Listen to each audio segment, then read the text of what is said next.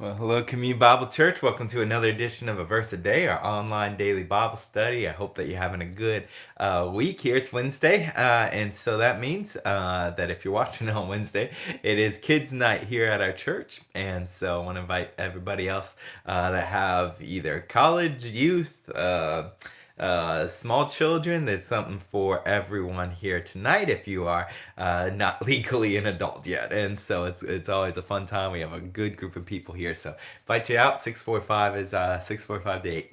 But let's go ahead and get into 1 John 4:13 today. It says, "By this we know that we abide in him and he in us, because he has given us his spirit." All right, so this is kind of starting a new thought, a thought that we're going to be in for the next little bit of time here. I haven't actually counted out all the verses, but it'll be a little bit. And so he starts out by saying, by this we know. And what do we know? That we abide in him. Now, we've talked a lot about the word abide, right? We know that it means to dwell inside of it. It means to live there, set up camp there.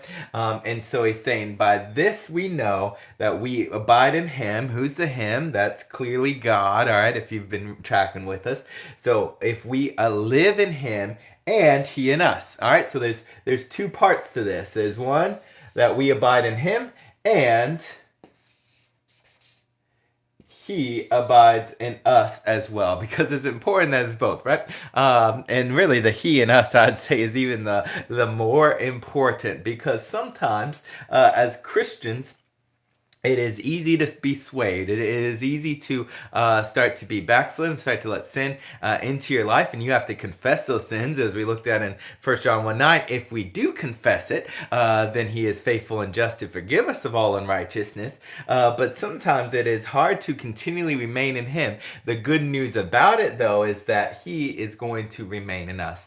That no matter what happens, when we truly 100% believe in Jesus Christ, he will never leave us nor forsake us, and he is going to abide in us no matter what, if we have that belief. Now, if we do have this belief, and we've talked about this plenty of times already now, then we should still be abiding in him. We should still be coming back. If we walk away from our faith and never come back, that's just a sign that we were not actually saved to begin with. And so it's important to have both, but I just love the fact that it's, he is also in us. He remains in us. And so he's saying, by this we know that. So what do we know? That we abide in him and he in us. So how do we know it now? Well, it's because, all right, so it's going to tell us why. And this is, by this we know. So it's coming down here. By this we know because he has given us his spirit. He has given us his spirit.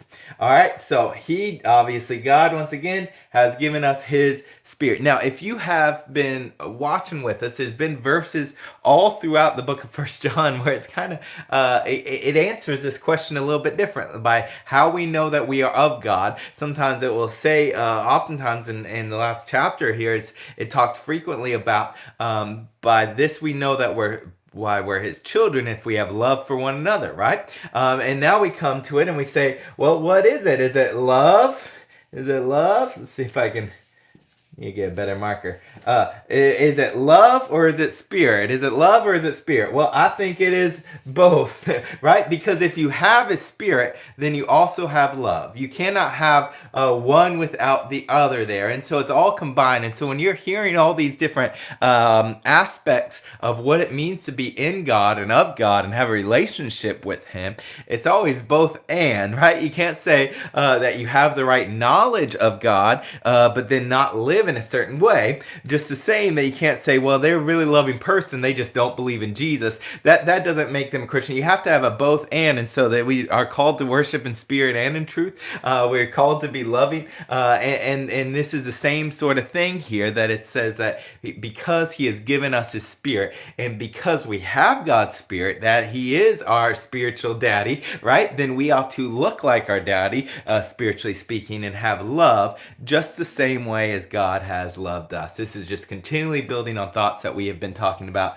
all throughout the book of First John. And so And so once again, though, sometimes when we read through this book, it gives the impression that some people's like, man, I gotta live perfect. I gotta, abide in Him 100% of the time. I can't have sin in my life.